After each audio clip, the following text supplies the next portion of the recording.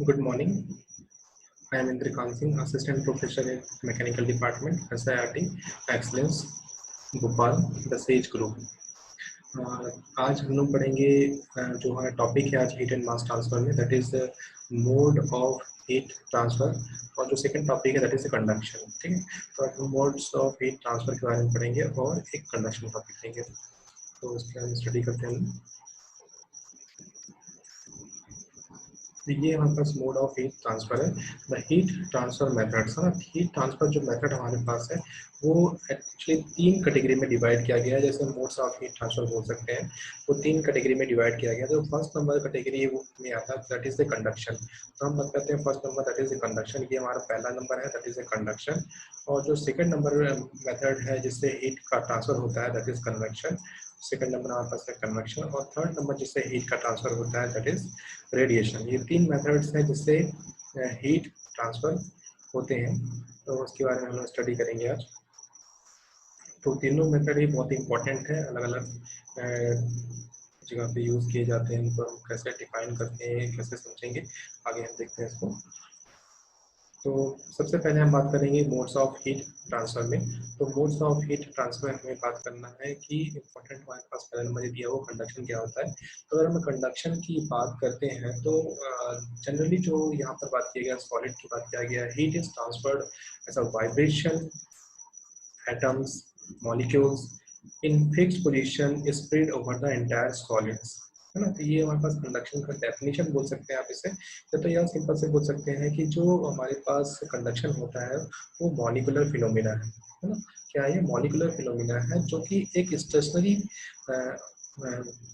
Medium के लिए work करता है ना। स्टेशनरी मीडियम के लिए जैसे मान लीजिए कि जो स्टेशनरी मीडियम है उसे हम सॉलिड बोल सकते हैं। तो सॉलिड के लिए ही काम करता है ये। तो सॉलिड हमारे पास जो है, सॉलिड में से अगर हीट ट्रांसफर होता है तो उसमें क्या बोलते हैं, यहाँ पर कंडक्शन बोलते हैं। क्या बोलते हैं? कंडक्शन बोलते हैं।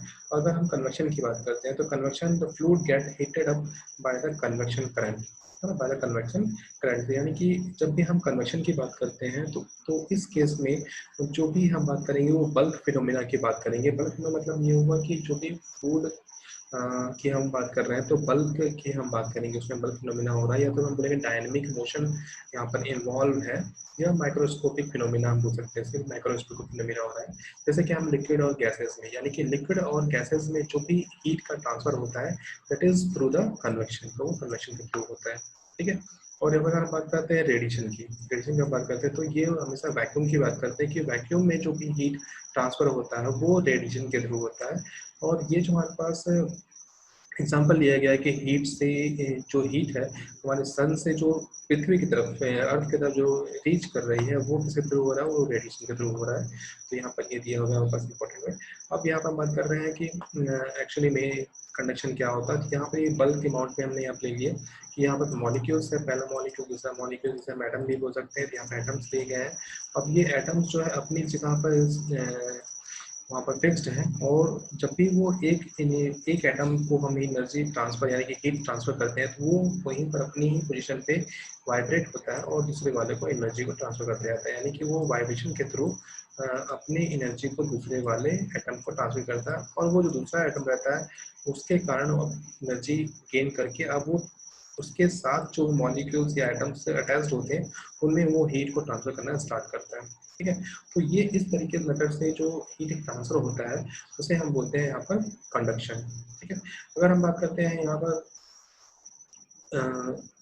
कन्वेक्शन की, तो कन्वेक्शन के केस में क्या होता है कि जो मॉलिक्यूल्स है या एटम्स है वो क्या होता है, सबसे पहले केस में क्या होता है कि वो पहले मोशन कंडीशन में होते हैं, यानी कि वो मूव करते हैं। वो मूव करके ही अपनी एनर्जी को दूसरे वाले एटम को ट्रांसमिट करते हैं। तो कैसे होता है ये, फर्स्ट सपोज दैट ये हमारे पास एटम्स, पहला एटम्स है, ये एटम्स जो है मूव करते हुए ये यहाँ पहुँच जाता है और उसके बाद वो दूसरे वाले एटम के साथ यहाँ पर स्ट्राइक करता है। जब वो स्ट्राइक करते हैं तो आपस में स्ट्राइक मतलब टच होने के पर वो क्या करते हैं, अपनी हीट एनर्जी जो है दूसरे को ट्रांसफर कर देते हैं। क्लियर है। और ये दोनों जो एटम्स हैं वो मोशन कंडीशन में होना बहुत जरूरी है, क्योंकि यहाँ पर कन्वेक्शन में ये बताया गया है कि जब भी पार्टिकल्स मूव करते हैं और हीट का ट्रांसफर करते हैं तो वो कन्वेक्शन की कैटेगरी में काउंट हो जाते हैं। But they are in contact when they transmit heat from one to another, they are in contact.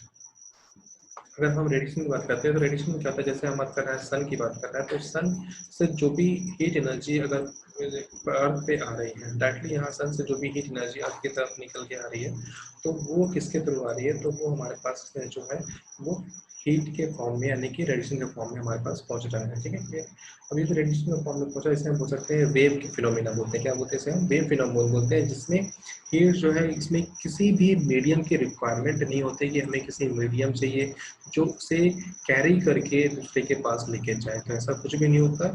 तो रेडिएशन में यहाँ पर किसी भी मीडियम की रिक्वायरमेंट नहीं होती है कि वो हीट को कैरी करके दूसरी जगह पर लेके जाना चाहिए। ठीक है, यानी कि ये प्योरली परफेक्ट वैक्यूम पे ऑपरेट होता है। ठीक है, तो अब हम बात करते हैं इसके नेक्स्ट स्लाइड की तरफ चलते हैं। तो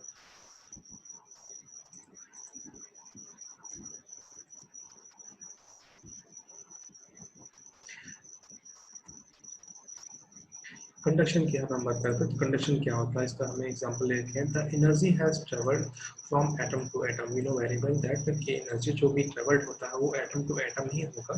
और ये मेटल जो हमारे पास है वो किस लिए ट्रेवल हो रहा है, वो टेम्परेचर डिफरेंस के कारण होगा। अगर टेम्परेचर डिफरेंस नहीं होगा तो वो ऑब्वियस सी बात है, वो एनर्जी होगा ही नहीं उनके पास। जब एनर्जी ही नहीं होगा तो वो दूसरे को क्या ट्रांसमिट करेगा। ठीक है, तो कंडक्शन के लिए यहाँ पर इंपॉर्टेंट ये है कि वो जो हमारे पास मीडियम है वो सॉलिड होना चाहिए और विजिबल मूवमेंट उनके बीच में होना चाहिए। तो यहाँ पर जो हमारे पास कंडक्शन है उसका प्रोसेस का हम यहाँ पर समझना चाहेंगे। तो वन पार्टिकल से वो अनदर पार्टिकल की तरफ वो अपनी एनर्जी को ट्रांसमिट करते हैं। ठीक है, और जो मीडियम है हमारे पास है वो सॉलिड है। ठीक है, सॉलिड है। तो देखिए यहाँ पर ये नेटवर्क की अगर हम इशू बात करते हैं, जो नेटवर्क ऑफ एटम्स की बात करते हैं, तो पहले वाले ये दिख रहा होगा आपके यहाँ पर कि जो एटम्स है जो येलो कलर के दिख रहे हैं, ये सभी के सभी यहाँ पर एटम्स है और एटम्स आपस में बॉन्डिंग के थ्रू यहाँ पर बॉन्ड हो चुके हैं। ये एटम्स आपस में बॉन्डिंग बना के रखे हुए हैं। तो अगर मैं किसी भी एक साइड से अगर मैं हीट सप्लाई करता हूँ, सपोज दैट मैंने इस साइड में यहाँ पर जो है मैंने इस रीजन में यहाँ पर हीट सप्लाई किया, तो जितने उनके बॉन्डिंग जो क्लोज थे वहाँ पर क्या हुआ, हीट मैंने सप्लाई किया और वहाँ पर वो हीट पाते हैं क्या होना, वहाँ पर वो वाइब्रेट होंगे।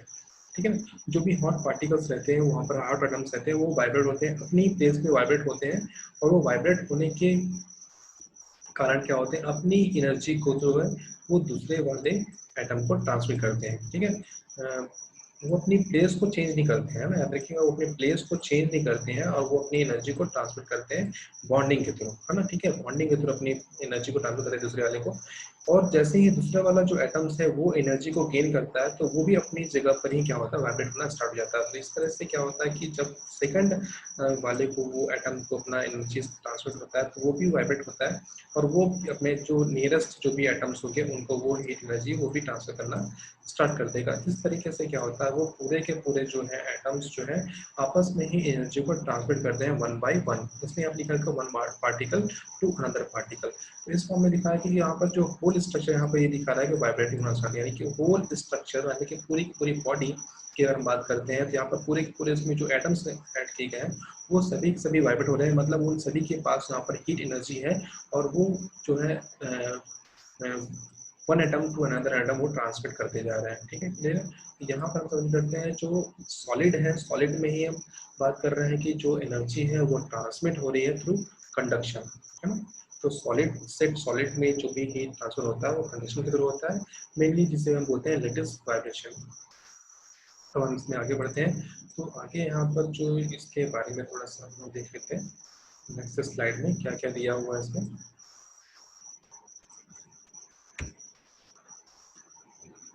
ये कंडक्शन कुछ एग्जांपल दिए हुए हैं, यहाँ पर एग्जांपल में ये दिया गया है कि देखिए एग्जांपल में यहाँ पर ये दिया गया है कि देखिए ये जो मैच यहाँ पर जो मैच दिया हुआ है, तो यहाँ पर इसको क्या बर्न करने पर जो एक हाथ में यहाँ पर कॉपर है, दूसरे हाथ में यहाँ पर मैच बॉक्स का है। तो यहाँ पर जो फायर जो है प्रोड्यूस करने के बाद जो एक कॉपर जो वायर है उसको यहाँ पर इसके नियर लाते हैं, तो वो क्या होता है, जो हीट एनर्जी जो है वायर के थ्रू होकर के उनके हैंड में ट्रांसफर होती है। यहाँ पर हीट एनर्जी उनके हैंड में ट्रांसफर हो रही है। तो आप यहाँ पर देख रहे होंगे कि जो हीट एनर्जी है एक साइड से यानी कि एक एंड से वो दूसरे एंड की तरफ हीट ट्रांसफर हो रही है।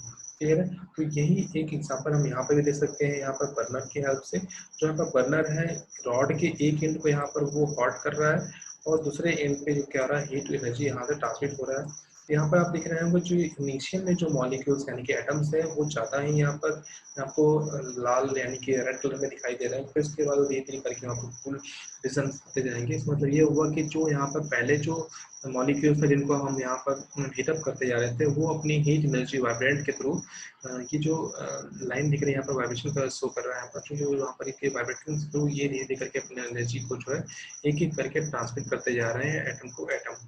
ठीक है क्लियर। तो यहाँ पर जो atom to atom heat transfer हो रहा है ये जो हो रहा है किसी कारण हो रहा है कंडक्शन के थ्रू हो रहा है। ठीक है। यहाँ पर आप इसलिए देख सकते हैं कि वहां से तो हमें एक सिंपल सा रॉड की तरह या मेटल की तरह दिखाई दे रहा है कुछ ना कुछ यहाँ पर, लेकिन अंदर से जो मॉलिक्यूल्स यानी कि एटम्स जो है वो एनर्जी गेन करते जाते हैं। यानी कि जो हॉट एनर्जी यहाँ से आ रही है वो यहाँ से एनर्जी इसको हम दे रहे हैं और ये इसको एनर्जी को यहाँ पर ट्रांसफर करते हैं। तो एटम्स जो है अपनी ही पोजीशन पे अपनी ही जगह पर क्या होते हैं वो एनर्जी को गेन करते हैं और वाइब्रेंट होकर के अपनी एनर्जी को नियरेस्ट वाले जो भी यहाँ पर होगा उसको सप्लाई करते जाते हैं। तो ये इस तरह से प्रोसेस को आगे प्रोसीड करते जाते हैं और इस तरीके से जो मेटल का जो हीट होता है वो एक एक एंड से दूसरे एंड की तरफ फ्लो करना स्टार्ट हो जाता है। फिर ये इसका कंडक्शन का हमारे पास एग्जांपल है जिसमें सिंपल एक रॉड को लेके हमने समझाया हुआ है कि रॉड का एक एंड को गर्म करने पे दूसरे एंड भी यहाँ पर जो है धीरे धीरे वो भी हॉट हो जाता है। Thank you.